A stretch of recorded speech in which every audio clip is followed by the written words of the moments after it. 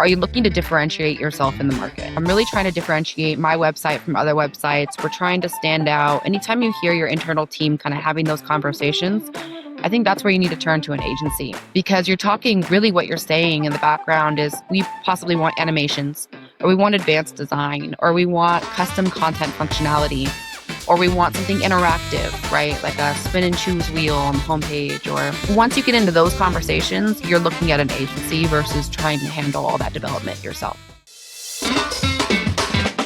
You're listening to Customer Growth Sessions, presented by Intergrowth, where we talk through strategies to help up-and-coming e-commerce businesses bring in more customers. I'm your host, Pat Ahern. Let's jump in. All right, listeners, welcome back to the latest episode of Customer Growth Sessions. Today, I'm thrilled to have Amber Caro back onto the podcast. Amber is the founder and managing partner over at Marketbite, a Shopify and Klaviyo partner agency. So, Amber, welcome to the podcast. Thank you, Pat. It's great to be on with you again. Great to have you on today. Can you give us a little more background? One, how did you get started with Marketbite? Two, what are you guys focusing on today? Yeah, absolutely. We actually had our origins in social media a decade odd ago. And through specializing with e-com companies, we really came to be focused on more on the website, more on the e-commerce side. And that's how we got into working in Shopify and Klaviyo, and just really have a passion for supporting emerging brands going through such a challenging period of their growth. I love it. So, listeners, today we're going to do a deep dive into, call it the broad theme of like e-commerce website launches. So, first place I really want to start out, Amber, obviously you guys are focused on Shopify, but let's say for listeners who are about to launch an e-com website, is Shopify always the right choice? There's obviously a lot of other platforms you can work with, whether it be a Magento, WordPress, Webflow, you name it. Give me some context. When is Shopify the perfect option or a great option? When's it maybe not the right option for businesses?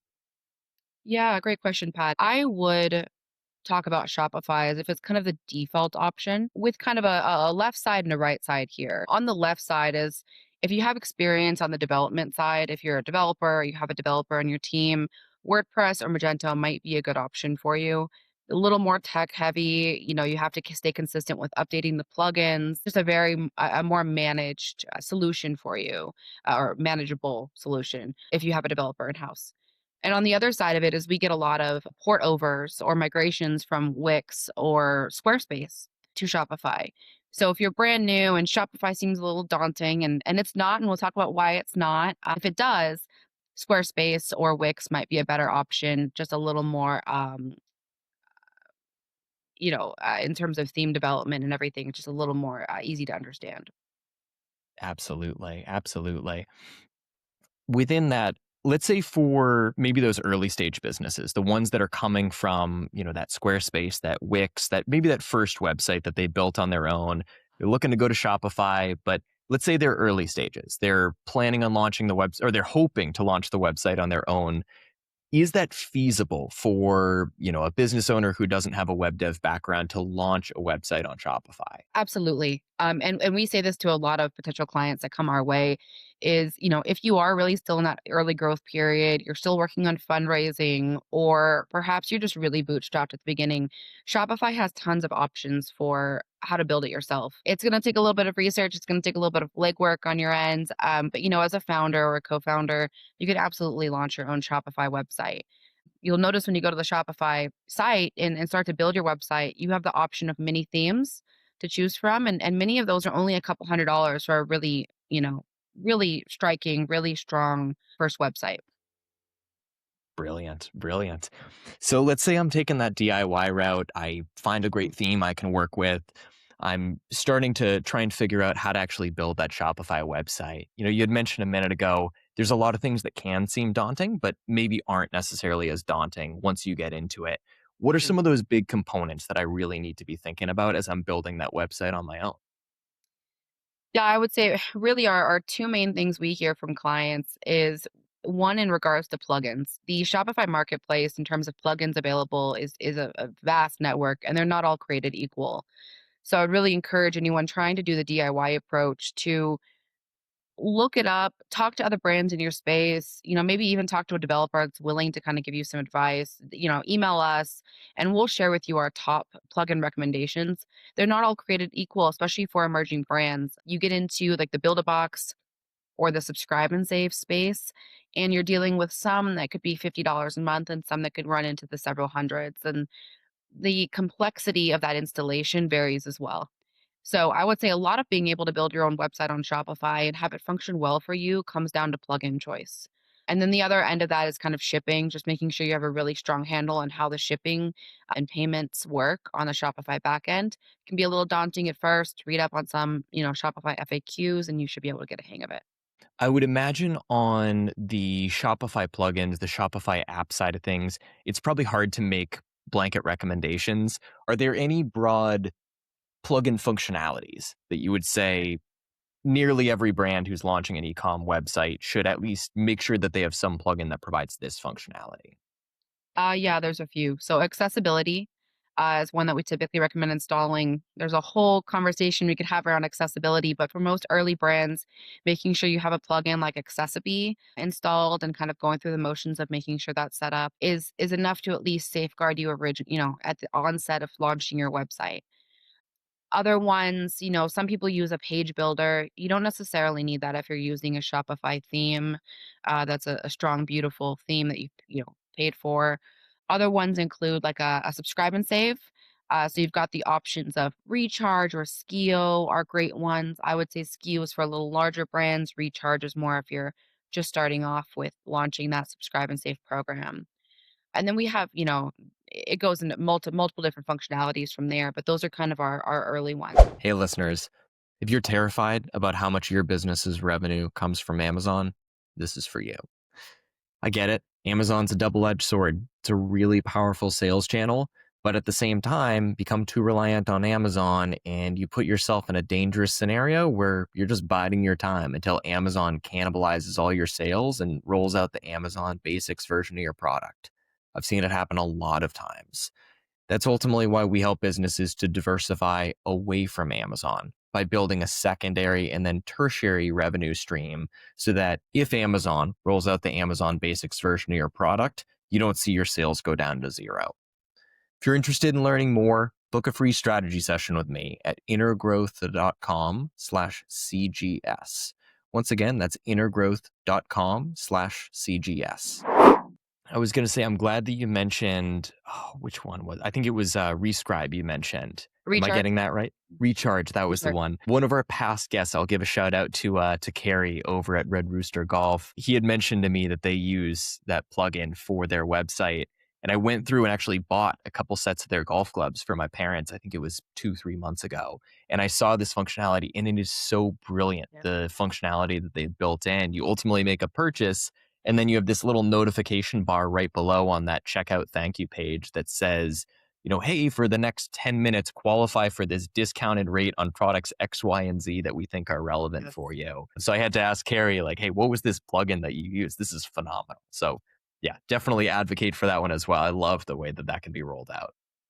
Yeah, absolutely, Pat. And I'm glad you mentioned that too, because the upsell side of Shopify is something that a lot of emerging brands don't take advantage of.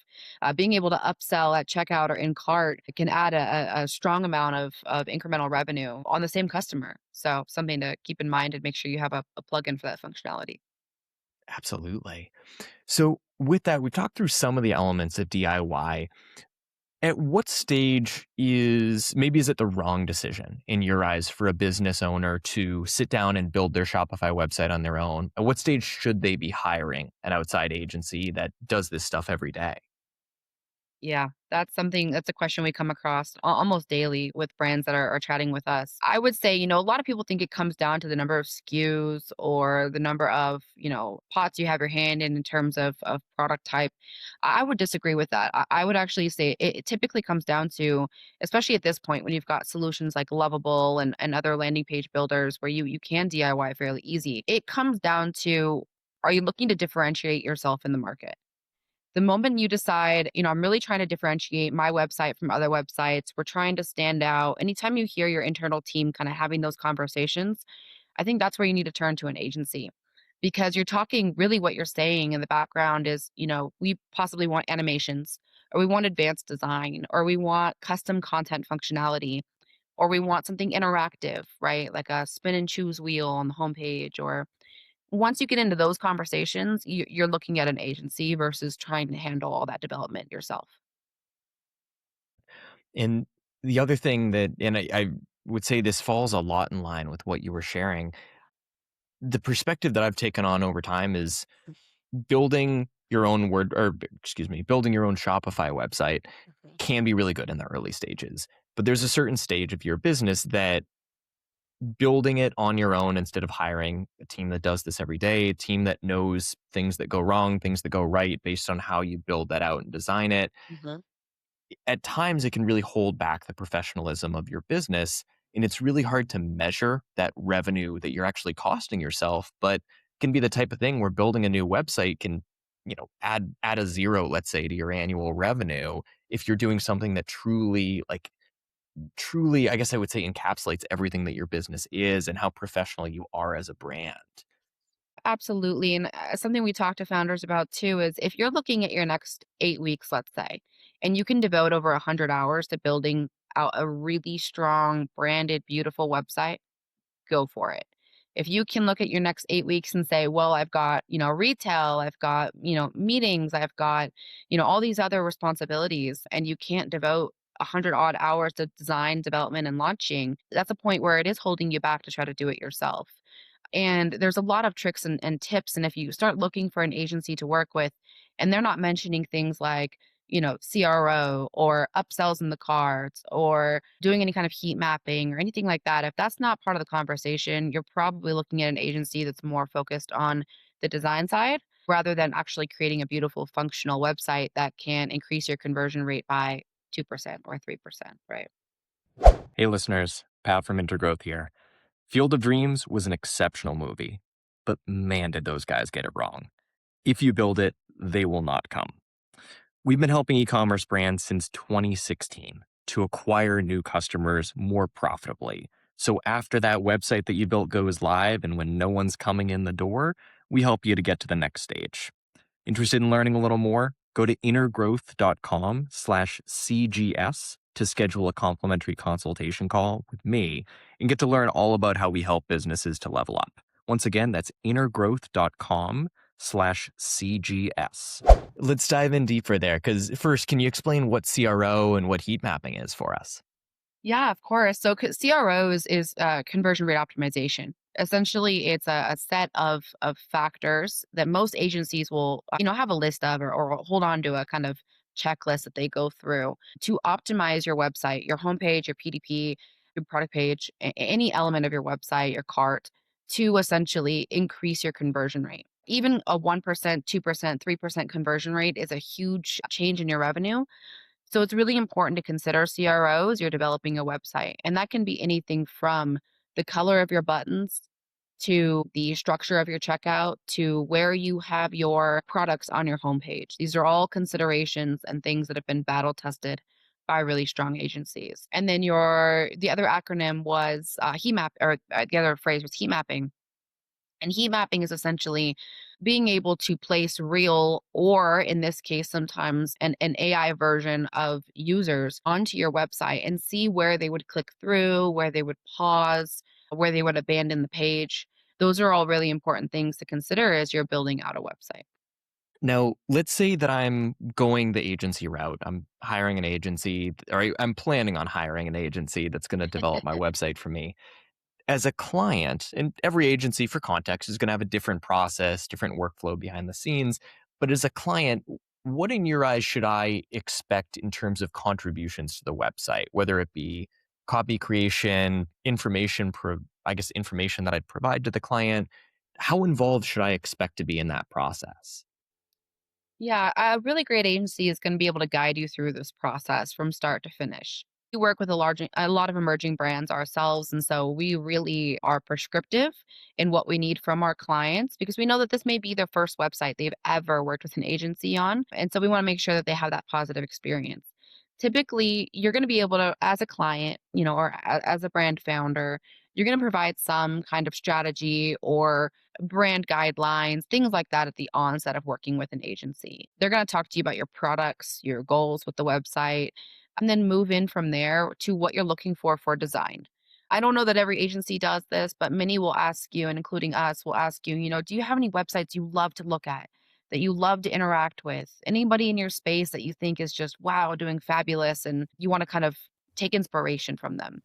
And what that does is it helps our designer or a designer at any agency just kind of have a guide on what you have in your mind as a brand founder, because we know this is your baby, right? This is something, you created from scratch, and we want to make sure that we are following your ideology of your brand. The website is a big component of that. So they'll probably go into inspiration with you, and then you'll essentially have 2 rounds of feedback. One is going to be on the design. They'll provide a Figma link or an Adobe file to you to review and make sure that the design is what you want it to be. And then and copy can either go before or after design, depending on the agency. And then finally, we'll go into development and provide a development link to you, usually a Shopify preview link where you can see your website smack dab in your browser and be able to scroll through it, interact, and leave feedback in that manner. Brilliant. Brilliant. Now, and let's say that I'm trying to find the right Shopify agency to work with. Are there certain either places that I should look to find a really great agency? Are there maybe when I get into the vetting process, are there big red flags that I should really keep an eye out for? Or similarly, green flags that say, this is an agency that really knows what they're doing. I can feel good about the quality of their work. Yeah, I would ask a few questions in terms of red flags and green flags. One thing I would definitely recommend asking is like, how can I preview my website, right? What is the process going to be like to see the design before it goes into development? The really small organizations, the really small agencies, or the solo freelancers, they may try to go straight from idea to development, and that's a big red flag. There's a lot that changes at the design stage. So you definitely don't want a freelancer to go straight into, or an agency to go straight into development and miss that crucial part where they can correct it before the development takes a long time to fix. So we want that design period, and we want those feedback links, and we want multiple rounds of feedback available to the client. Other than that, I would say make sure they're a Shopify partner. That's kind of, step one for an agency really involved in being into Shopify is go become a partner, learn from their resources, right? Make sure that they're a partner when you begin working with them. And other than that, I would say, find another brand that's worked with an agency that they loved. And that's usually a really good indicator, more so than any reviews online or anything you could find in regards to top Shopify agencies. Brilliant. So from there, obviously, Marketbite does a lot of web development. When is Marketbite the right option? And then similarly, when are you guys the wrong option for an e-com brand to work with? Yeah, right now at least, we are a great fit for emerging brands. We actually do a lot of white label work for larger agencies. And in that regards, we get to see their price points and we get to see our price points. And we typically come in at least 50% lower than the mega agencies, but with much of the same quality. So if you're an emerging brand, I would say anywhere between just launching and have some funding for a website to, 10, 20 million in revenue, we're a pretty strong fit for you. We've got the design chops. We've got great developers on team, great strategists and account managers, and we can get it across the line for you in a really economical way. Where we're a bad fit, currently, we don't work with enterprise brands. So if you're an enterprise organization moving from a different platform over to Shopify, we're probably not a great fit. We probably don't have the complexity. Also, Shopify markets, if you're working, let's say, internationally right now, got your products in Europe and the US, probably not a great fit for you. Aside from that, anything on the emerging brand side, we're a wonderful fit for. Brilliant. Brilliant. Last thing that sticks out to me, Amber, if I'm an e-com brand, how do I get featured in your weekly CPG wins? We actually partner with Foodbevy on that content piece each week. So on Foodbevy's website, you're going to find a submission form. We take all brand submissions, so we don't review them and cut any out. Everybody that has submits a win, whether that's a retail product, a retail launch, a product launch, investment or acquisition, or brand partnership for that matter, go submit it on the Foodbevy submission form.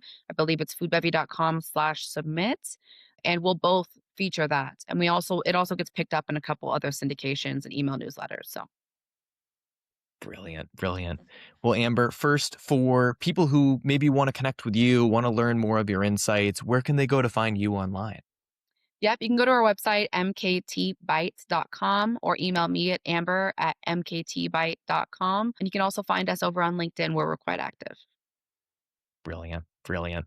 Once again, listeners, this is Amber Caro, the founder and managing partner over at Marketbite. Amber, thank you for coming on today. Thank you, Pat, for having us. Thanks for tuning in to Customer Growth Sessions. If you found it helpful, subscribe and give us a review. It helps us to grow the show. Looking for more SEO guidance on how to grow your business?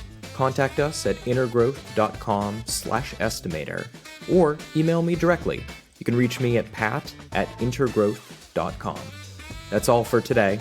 We'll see you again soon.